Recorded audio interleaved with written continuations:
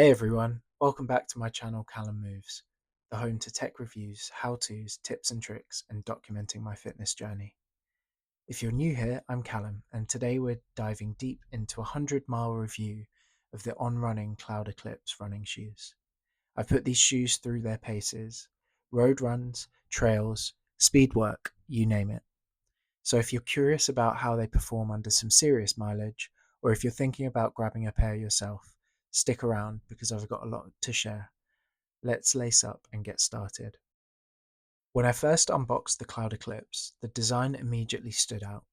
On Running always nails that clean, modern aesthetic, and the Cloudeclipse is no exception. It's got this sleek, understated look that's perfect whether or not you're hitting the pavement or just running errands around town. The upper is made of breathable mesh and midsole features on signature CloudTech pods, which are designed to give you a cushioned yet responsive ride. From a build quality perspective, On Running is known for premium materials, and the Cloudeclipse definitely feels high-end. The upper mesh is lightweight but sturdy, and the heel counter provides a nice locked-in feel without being overly rigid. But the big question is, how does all of this hold up once you start racking up the miles? Alright, so let's dive into performance. I've now logged over 100 miles in these shoes with a mix of road running, light trail work, and even some treadmill sessions on rainy days. Starting with the cushioning, the CloudTech pods feel fantastic right out the box. The ride was soft yet snappy, making it feel like you've got a bit of a spring in your step. However, around the 70-mile mark, I noticed that the cushioning began to lose some of that initial bounce. By 100 miles, the pods, especially under the forefoot, started to feel a bit flat. It's still comfortable, but not as lively as when I first started running in them. If you're someone who relies heavily on that cushioned feel for longer runs, you might start to feel the impact a bit more than you'd like. Durability-wise, I have to give it credit where it's due. The outsole shows minimal wear and tear, and the grip is even solid even on wet surfaces. The upper also looks almost as good as new, with no signs of tearing or fraying. That said, the sole's durability seems to be more focused on the materials than the retention of its original cushioning properties. Moving on to fit and comfort, I went true to size and the Cloudeclipse fits me perfectly. The toe box has just enough room without feeling sloppy, and the mesh upper is really breathable. Even on warmer days, I never felt like my feet were overheating, which is a huge plus if you're doing longer runs or live in a hot climate. One thing I do want to highlight is that the comfort of the heel collar and tongue. They're padded just right, enough to provide comfort without adding any unnecessary bulk. There's a snug, secure feel around the heel which helps to prevent any slippage during runs. However, the laces were a small issue. They tend to come undone fairly easily, so I found myself double knotting before every run to keep them in place. It's a minor inconvenience, but worth mentioning. Another important aspect to cover is how the Cloudeclipse performs across different terrains. On roads, the shoe feels great, light, responsive, and easy to transition from heel to toe. On light trails, the grip is decent, but if you're planning on tackling much more rugged terrain, you might want to consider a shoe with a more aggressive outsole pattern.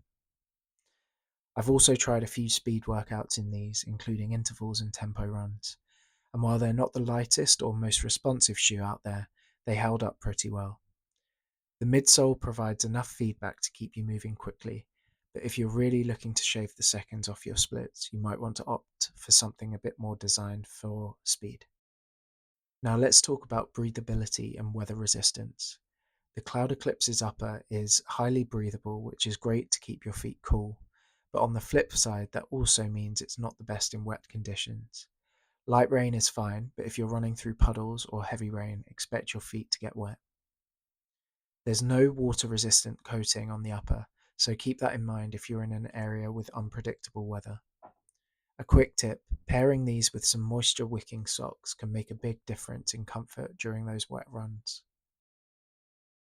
So who exactly is the On Running Cloudeclipse for? I'd say this shoe is best suited for neutral runners who are looking for a versatile daily trainer that can handle a bit of everything. It's great for those mid-distance runs, recovery days, and even casual wear due to its sleek look. If you're doing really long runs and need maximum cushioning, you might want to look elsewhere, but for the everyday runner, the shoe hits a sweet spot.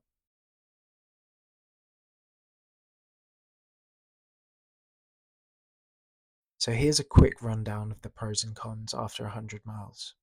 On to the pros. As I mentioned, the On Running Cloudeclipse is extremely stylish and has a very modern design. It's a comfortable fit with a breathable upper. It has pretty decent durability with minimal wear on the outsole, and versatile on various terrains. Although if you are running on rugged trails, then I would recommend a trail specific shoe.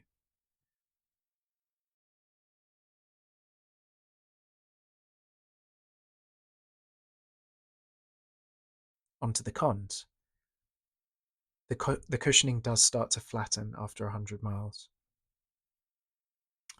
As I mentioned, the laces can come undone quite easily, a minor detail, but I just have to double knot. And it's not particularly ideal for wet conditions. So would I still recommend the On Running Cloudeclipse after 100 miles? Absolutely, but with a couple of caveats. If you're looking for a versatile, stylish shoe with moderate mileage, this is a solid pick. But if you're looking for something that maintains that out-of-the-box bounce over longer distances, you might want to have a second pair in your rotation. Overall, the Cloudeclipse offers a great mix of style, comfort, and performance for everyday running, but it's important to know its limitations. It's not the most cushioned option out there, but for many runners, it provides more than enough comfort and durability. That's it for today's review. If you found this helpful, make sure you hit the like button, subscribe to the channel, and turn on notifications so you don't miss any of the upcoming gear reviews. Drop a comment below if you've tried the Cloudeclipse or if you have any questions about the shoe. If you've got this far into the video, there's a good chance that you're into health and fitness, so why not watch the video currently on the screen, my review of the Cane Revive Active Recovery Shoes. Thanks again for watching. Until next time, stay healthy and stay curious.